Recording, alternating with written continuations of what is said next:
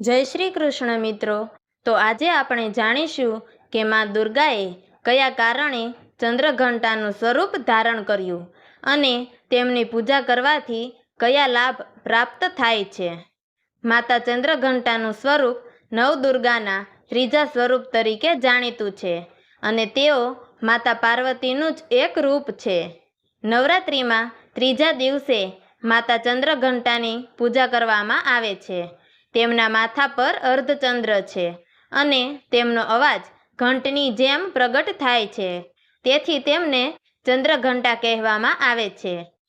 માતા ચંદ્રઘંટાનું સ્વરૂપ શાંતિ અને કલ્યાણનું પ્રતીક છે, પરંતુ જ્યારે તેઓ ક્રોધિત થાય છે ત્યારે દુષ્ટ શક્તિઓનો નાશ કરવા માટે પરાક્રમી સ્વરૂપ ધારણ કરે છે।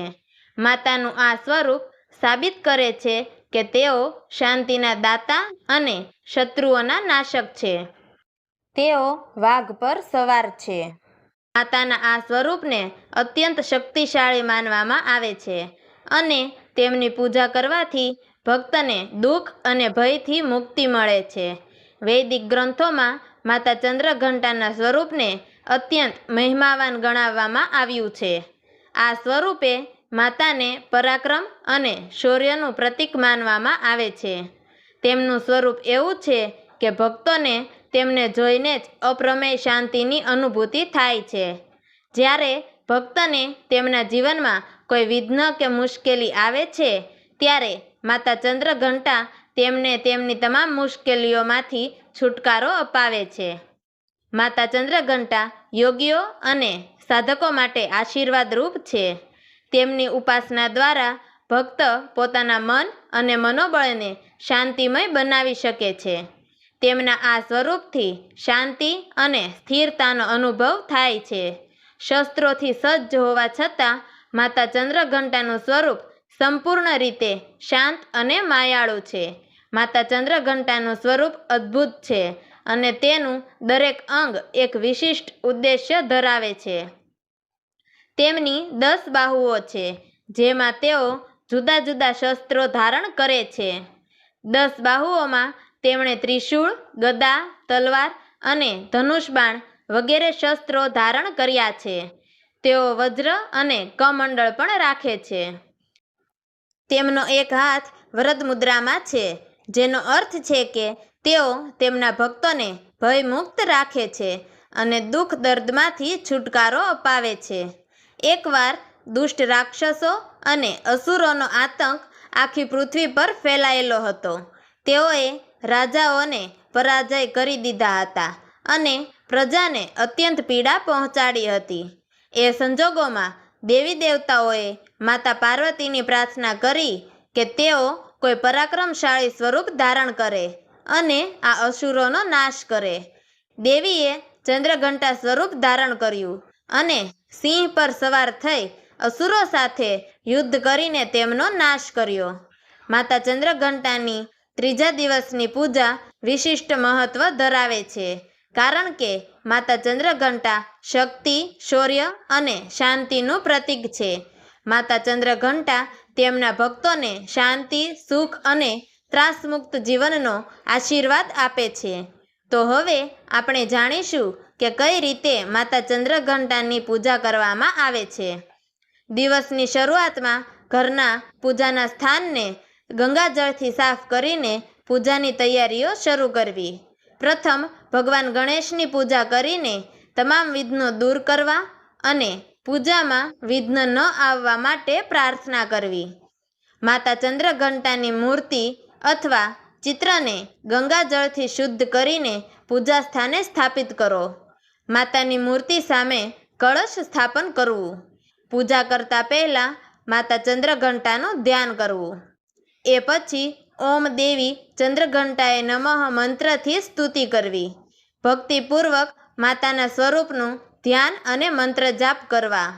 ધ્યાન કર્યા પછી મંગલ વંદનાથી માતાની પૂજા શરૂ કરવી। માતાની પૂજામાં ધૂપ કરવો અને દીવડા પ્રગટાવવું ખૂબ જ મહત્વપૂર્ણ છે। માતાનું જળથી અભિષેક કરવું। માતા ચંદ્રઘંટાને ચોખા, કુમકુમ, ફૂલ, ધૂપ, દીવો વગેરે અર્પણ કરવું। માતાને ચમેલીના ફૂલો પ્રિય છે, તેથી તે ફૂલો પણ અર્પણ કરી શકાય છે. માતાને પૂજામાં દૂધ અને અન્ય પદાર્થો અર્પણ કરવામાં આવે છે. દૂધ અને મીઠાઈ માતાને પ્રિય છે. આ ઉપરાંત ફળ અને મીઠાઈઓ, જેમાં ખાસ કરીને ખીર કે દૂધથી બનેલી મીઠાઈનો ભોગ અર્પણ કરવો. પૂજાના અંતે માતાની આરતી ઉતારવી. આરતી સમયે ઘંટ અને શંખ વગાડવો, જેનાથી નકારાત્મકતા દૂર થાય છે. આરતી પૂર્ણ થયા બાદ પવિત્ર જળથી છંટકાવ કરો અને માતાના ચરણોમાં નમન કરો અને પ્રસાદનું વિતરણ કરવું. તો હવે આપણે જાણીશું કે માતા ચંદ્રઘંટાની પૂજા શા માટે કરવામાં આવે છે. માતા ચંદ્રઘંટા દુષ્ટ શક્તિઓના નાશક છે. ભક્તોના જીવનની બધી બાધાઓ અને નકારાત્મક શક્તિઓનો નાશ કરવામાં માતા સમર્થ છે. માતા ચંદ્રઘંટા યોગ અને ધ્યાનની દેવી તરીકે પણ ઓળખાય છે. તેમની પૂજાથી મનની ચિંતા દૂર થાય છે અને માનસિક શાંતિ મળે છે. માતાના આ સ્વરૂપથી ભક્તમાં શૌર્ય અને પરાક્રમની ભાવના ઉદ્ભવે છે. તે લોકોના જીવનમાં આત્મવિશ્વાસ અને સન્માન પ્રદાન કરે છે. માતાની પૂજાથી ભક્તના જીવનમાં શાંતિ અને સુખની પ્રાપ્તિ થાય છે. જીવનમાં ચાલતા તણાવ અને સંકટોમાં રાહત મળે છે. માતા ચંદ્રઘંટા ભક્તોને માનસિક વિઘ્નો, તણાવ અને મુશ્કેલીઓમાંથી મુક્તિ આપે છે. માતા ચંદ્રઘંટાની પૂજા કરવાથી વ્યક્તિના જીવનમાં સ્વાસ્થ્ય, સફળતા અને ધન સંપત્તિ મળે છે. જો તમારા જીવનમાં આરોગ્યની સમસ્યાઓ વધતી હોય તો માતા ચંદ્રઘંટાની પૂજા દૂધ દ્વારા કરી શકાય છે. દૂધથી અભિષેક કરવાથી શરીર અને મન સ્વસ્થ રહે છે. શાંતિ અને ખુશહાલ જીવન માટે ચમેલીના ફૂલથી માતાની પૂજા કરવી અને તે ફૂલને પોતાના ઘરમાં રાખવું. આ રીતે નવરાત્રિમાં ત્રીજા દિવસે માતા ચંદ્રઘંટાની પૂજા કરી શક્તિ અને વિજય પ્રાપ્ત કરવા માટે કરાય છે.